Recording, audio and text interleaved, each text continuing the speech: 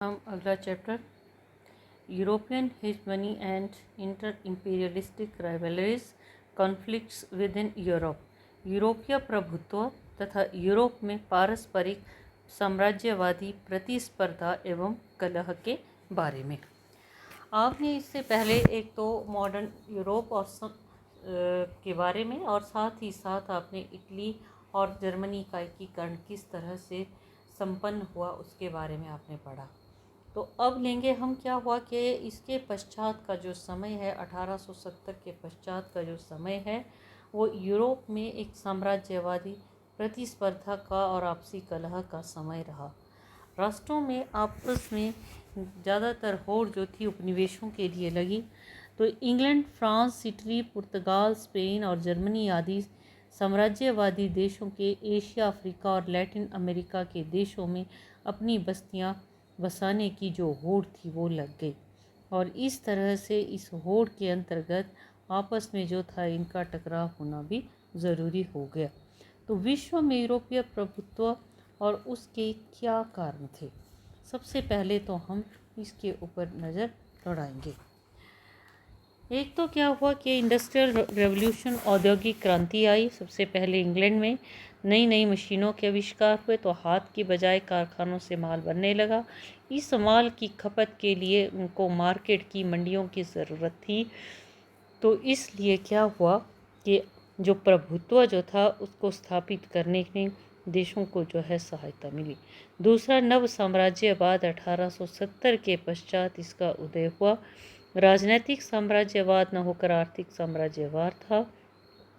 उपनिवेश स्थापित करके स्वयं को आर्थिक रूप से शक्तिशाली बनाना चाहते थे और इस तरह से इंग्लैंड ने अफ्रीका में सूडान, मिस्र, युगांडा, रोडेशिया, नाइजीरिया पर अधिकार कर लिया। इटली ने लीबिया, सोमालीलैंड पर, फ्रांस ने कॉन्गो, मेडागास्कर, सहारा, सेनेगल पर, पुर्तगाल ने अंगोला, मोज़म्बिक, पुर्तगाली गयाना पर। तो इस तरह से अधिकार जो था ये कर लिया और आपस में जो थे इनके जो मनमुटाव था वो बढ़ता चला गया। तीसरी वजह थी यूरोपीय लोगों में श्रेष्ठता की भावना का होना। यूरोपीय लोग सोचते थे हमेशा से कि हम अन्य महाद्वीप के लोगों से कहीं अधिक श्रेष्ठ हैं। तो इससे भी इस जो प्रभुत्व की एक प्रकार से जो विचारधारा थी उसको बढ़ावा मिला। अब नेक्स्ट लेंगे हम इम्पीरियलिज़म के बारे में कि इम्पीरियलिज़म क्या है। तो इम्पीरियलिज़म या इसको साम्राज्यवाद कहते हैं। ठीक है, साम्राज्यवाद। साम्राज्यवाद का अर्थ क्या है? 1870 के पश्चात का काल जो है ये साम्राज्यवादी युग के नाम से जाना जाता है। साम्राज्य या इम्पीरियलिज़म जो है लैटिन शब्द इम्पीरियम से बना है, ये लिया गया है जिसका अर्थ है शक्ति। तो साम्राज्यवाद से तात्पर्य है दूसरे देशों में शक्ति के बल पर उपनिवेशों की स्थापना करना। तो शक्तिशाली और उन्नत देशों द्वारा कमज़ोर देशों पर अपना अधिकार स्थापित करने की इच्छा और प्रवृत्ति को साम्राज्यवाद कहा जाता है। साम्राज्यवाद का उदय विश्व में कोई नई बात नहीं है। ये प्रवृत्ति जो है पुराने समय से सिकंदर ने विश्व विजेता बनने का प्रयास किया तभी से ही ये जो एक प्रकार की विचारधारा कह लीजिए या फिर ये जो प्रवृत्ति है ये मौजूद रही है। तो 1870 के पश्चात यूरोप के अनेक देश अपनी अपनी आंतरिक समस्याओं और पारंपरिक संघर्षों में उलझे हुए थे, इसलिए वे बाहरी देशों पर अधिक ध्यान नहीं दे सके। लेकिन 1870 से पहले की बात है, 1870 के पश्चात यूरोप के देशों ने समुद्र पार बाहर के देशों की ओर ध्यान देना शुरू कर दिया और इस तरह से आपको मैंने पहले भी बताया कि औद्योगिक क्रांति आ चुकी थी तो ये साम्राज्यवाद को बढ़ावा मिला। तो सबसे पहले लेंगे हम इम्पीरियलिज़म इन एशिया। एशिया में जो साम्राज्यवाद है उसके बारे में ये मैंने मैप भी एक एशिया का डाला है, इसमें भी आप देखें देशों के बारे में। एशिया में साम्राज्यवाद ने भयंकर रूप धारण किया और देखते ही देखते Portugal, Holland, England, France, Germany, America और जापान जैसे साम्राज्यवादी देशों ने धीरे धीरे अपना अधिकार एशिया के देशों के ऊपर स्थापित कर लिया और देशों का शोषण करना भी शुरू कर दिया। तो सबसे पहले हम बात करेंगे भारत की। यहाँ पर आप देखें तो ये है भारत, ठीक है। तो भारत 1498 में वास्को डी गामा नामक पुर्तगाली नाविक ने ढूंढा भारत को, और इसके पश्चात सबसे पहले पुर्तगाली आए लेकिन व्यापार करने के लिए। पुर्तगालियों के पश्चात और इन्होंने गोवा दमन दीव में अपना मुख्य केंद्र स्थापित किए। उनके पश्चात डच, फ्रांसीसी, अंग्रेज आए। 16वीं शताब्दी के अंत तक पुर्तगालियों का प्रभाव लगभग समाप्त हो गया। तो डच भी भारत पर अपना प्रभाव स्थापित करने में असफल रहे। रही बात अंग्रेज़ों और फ्रांसीसियों की, तो बाद में फ्रांसीसी भी इस प्रतिस्पर्धा से बाहर हो गए और रह गए केवल अंग्रेज ही। अंग्रेज़ों ने और फ्रांसीसियों के बीच में भारत में 3 युद्ध हुए, जिनको कर्नाटक के 3 युद्धों के नाम से जाना जाता है। बंगाल का जो नवाब था सिराजुद्दौला के साथ अंग्रेज़ों ने प्लासी की लड़ाई लड़ी, वह हार गया, मारा गया, और इसी के साथ भारत में ब्रिटिश शासन की भी स्थापना की गई। तो भारत में जैसे कि कारखाने स्थापित किए गए, लेकिन आर्थिक शोषण होने लगा और इसी के फलस्वरूप हमारा जो समाज था, समाज के ऊपर भी प्रहार किए गए। तो इसी के अंतर्गत भारत में राष्ट्रीय भावना पर भी और राष्ट्रीय आंदोलन जो तीव्र हो गए। 1843 में सिंध, पंजाब पर अधिकार किया अंग्रेज़ों ने। तो इस तरह से भारत जो है ये शिकार बना यूरोपीय साम्राज्यवाद का। दूसरा देश है बर्मा, जो कि भारत के ही साथ लगता हुआ देश है, जिसको म्यांमार हम कहते हैं। 1826 को एक युद्ध किया अंग्रेज़ों ने तो बर्मा से, और असम, अरकान और मनासमत्सरम के प्रदेश छीन लिए। 1852 में एक और युद्ध किया, रंगून, पिगू, प्रोम को जीत लिया। अंत में एक अन्य तीसरे युद्ध के पश्चात 1886 में समस्त बर्मा को अंग्रेज़ों ने अपने अधिकार में ले लिया। फिर है पूर्वी द्वीप समूह, जिसको कि इंडोनेशिया के नाम से जाना जाता है। तो पूर्वी द्वीप समूह जो है वो भी ब्रिटिश जो नीति थी उसका शिकार बना।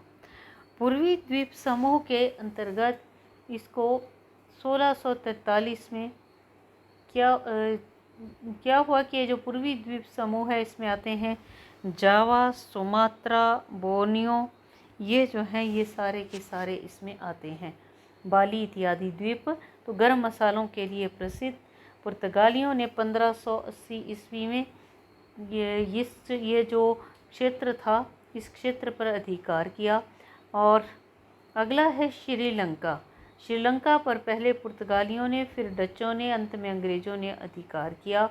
श्रीलंका में चाय और रबड़ के बगीचे लगाकर खूब लाभ कमाया। फिर इंडो चाइना तथा हिंद चीन, अंग्रेज़ों और डचों की देखा देखी फ्रांसीसियों ने भी एशिया में अपने पांव पसारने शुरू किए। यूरोप में जर्मनी की शक्ति पकड़ने के फलस्वरूप अंग्रेज और फ्रांसीसी एक दूसरे के निकट आने के लिए विवश हुए।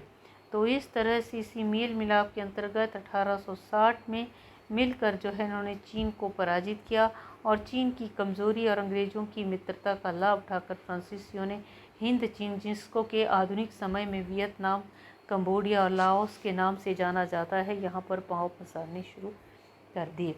और इस तरह से देखते ही देखते इसके ऊपर फ्रांस का अधिकार जो है हो गया। आगे है सिंगापुर और मलाया। ये दक्षिण पूर्वी एशिया में अब अंग्रेज़ों ने पांव पसारे। 1840 में सिंगापुर, 1865 में मलाया को भी अपने अधिकार में कर लिया। फिर चीन की बात करें तो ये भी साम्राज्यवाद का शिकार हुआ। व्यापार शक्ति और साथ ही साथ देखा जाए तो ये अंग्रेज़ और जो दूसरे अन्य शक्तियाँ थी, फ्रांसीसी, जर्मनी, रूस, अमेरिका, यहाँ तक कि जापान ने भी यहाँ पर अपना प्रभाव जमाना शुरू कर दिया।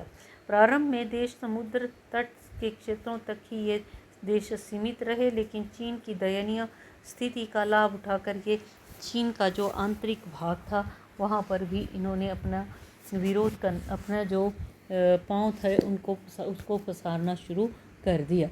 इन्होंने इंग्लैंड के साथ आगे चलकर चीन ने 1839-42 में इंग्लैंड के साथ 1854-58 ईस्वी में दो जो थे ये युद्ध हुए जिनको ओपियम वॉर्स अफीम युद्धों के नाम से जाना जाता है। चीन की हार हुई, नानकिंग की संधि उसको करनी पड़ी और इस तरह से इंग्लैंड, फ्रांस को और साथ ही साथ देखा जाए जापान इत्यादि ने इसका खूब फ़ायदा उठाया। यहाँ पर आंदोलन भी हुए, बक्सर आंदोलन यहाँ पर चलाया गया। तो परिणाम स्वरूप चीन में क्रांति भी हुई 1911 ईस्वी में। तो इस तरह से चीन भी साम्राज्यवादी नीति का शिकार बना।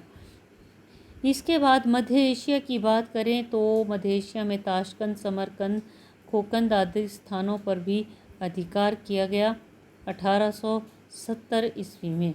1907 में अफ़गानिस्तान, तिब्बत, ईरान को लेकर इंग्लैंड तथा रूस के बीच समझौता हुआ। तो ये भी मध्य एशिया के देश भी अछूते नहीं रह सके। तो ये था एशिया में साम्राज्यवाद। अब हम अगला लेंगे, इसके पश्चात अगला जो है इसके पश्चात है अगला अफ्रीका के बारे में। तो अफ्रीका जो है वो भी साम्राज्यवादी शक्तियों का शिकार बना। अफ्रीका में भी विशेष तौर पर जो साम्राज्यवादी ताकतें थी जिसमें इंग्लैंड था, जर्मनी और अन्य इत्यादि, इन्होंने अफ्रीका में अपने जो पांव थे उनको पसारना शुरू कर दिया। तो अफ्रीका में 1857 तक केवल अफ्रीका के 10वें भाग पर ही यूरोपीय शक्तियों का अधिकार था। 1914 तक समस्त जो अफ्रीका था वहाँ पर यूरोपीय जो ताकतें थी उन्होंने अपना अधिकार जमा लिया। तो इस तरह से अब हम लेंगे आगे। ये देखें आप, अफ्रीका का मैंने ये एक मैप जो है डाला है। यहाँ पर आप देखेंगे कि किन किन क्षेत्रों के ऊपर अधिकार जो है इन यूरोपीय देशों के द्वारा किया गया। तो सबसे पहले बेल्जियम के उपनिवेश। बेल्जियम सबसे पहला देश 1876 में एक साहसी नाविक स्टैनले जो था ये यहाँ पर पहुँचा और इस तरह से इसने क्या किया, 1878 में कॉन्गो प्रदेश पर अधिकार कर लिया बेल्जियम ने और कॉन्गो फ्री स्टेट जो है इसको नाम दिया गया। ठीक है, तो कॉन्गो जो है ये किसका, ये बन गया बेल्जियम का हिस्सा। फिर दूसरा है इंग्लैंड के उपनिवेश। इंग्लैंड जो था ये सिसिल रोड्स नामक एक अंग्रेज अधिकारी जो है ये उपनिवेश इसके द्वारा स्थापित किए गए। तो यहाँ पर केप कॉलोनी में, इसके साथ साथ केप कॉलोनी के अतिरिक्त बेचुआनालैंड, साथ ही साथ देखा जाए तो इसके अतिरिक्त रोडेशिया इत्यादि के ऊपर इंग्लैंड ने अधिकार जो है कायम कर लिया और इस तरह से यहाँ पर इंग्लैंड के द्वारा उपनिवेश स्थापित किए गए। फिर है इसके साथ साथ इंग्लैंड ने ये दक्षिण अफ्रीका में, साथ ही साथ मिस्र को भी उसने जो है ये शिकार बनाया, सूडान को भी। पूर्वी अफ्रीका की यदि हम बात करें तो पूर्वी अफ्रीका इस तरफ को पड़ता है। तो पूर्वी अफ्रीका में पूर्वी अफ्रीका में सबसे पहले जर्मनी तथा पुर्तगाल का अधिकार था। इंग्लैंड जो था ये फ्रांस और इंग्लैंड ये इन्होंने युद्ध की तैयारियां की। तो पूर्वी अफ्रीका का बंटवारा किया गया। केन्या ये जो है यहाँ पर आप देखें ये है केन्या। केन्या जो है ये इंग्लैंड को मिला। फिर है पश्चिमी अफ्रीका। 1878 के बर्लिन सम्मेलन में ये तय किया गया कि पश्चिम अफ्रीका का भाग इंग्लैंड, फ्रांस, जर्मनी आपस में बांट लेंगे। अंग्रेज़ों के हिस्से गोल्ड कोस्ट और नाइजीरिया ये भाग जो थे ये इंग्लैंड के अंग्रेज़ों के हिस्से में आए। यहाँ देखिए आप, ये है नाइजीरिया। ठीक है, फिर अगला है फ्रांस के उत्तरी अफ्रीका में मिस्र, सूडान। ऊपर आप देखें तो इजिप्ट, ये है मिस्र और इसी के साथ लगता है सूडान। ये अंग्रेज़ों के उपनिवेश थे। फिर इसके बाद लेंगे फ्रांस के उपनिवेश, ये भी पीछे नहीं रहा। अल्जीरिया, मेडागास्कर, ट्यूनिस इत्यादि पर अधिकार किया। जर्मनी की बात करें तो बेशक ये देर से शामिल हुआ, तो इसने के पास चांगानिका, कैमरून, दक्षिण अफ्रीका तथा कैमरून इत्यादि पर जो है इसका अधिकार रहा। इसके अतिरिक्त इटली के उपनिवेशों की बात करें तो एरिट्रिया, लीबिया, पुर्तगाल के अंगोला, स्पेन के उपनिवेशों की बात करें तो बहुत कम हिस्सा इसको इस बांट में मिला। स्पेन के जो उपनिवेश थे वो बहुत ही कम थे। पुर्तगाल के भी उपनिवेश बने, ब्रिटेन के उपनिवेश, फ्रांस के उपनिवेश, हॉलैंड के उपनिवेश। तो इस तरह से हम देखते हैं कि उपनिवेशों संबंधी जो दौर थी उसमें इन देशों ने काफ़ी भाग लिया। तो इस तरह से आपसी जो इनकी जो प्रतिस्पर्धा थी वो बढ़ती चली गई। तो इस वीडियो में इतना ही।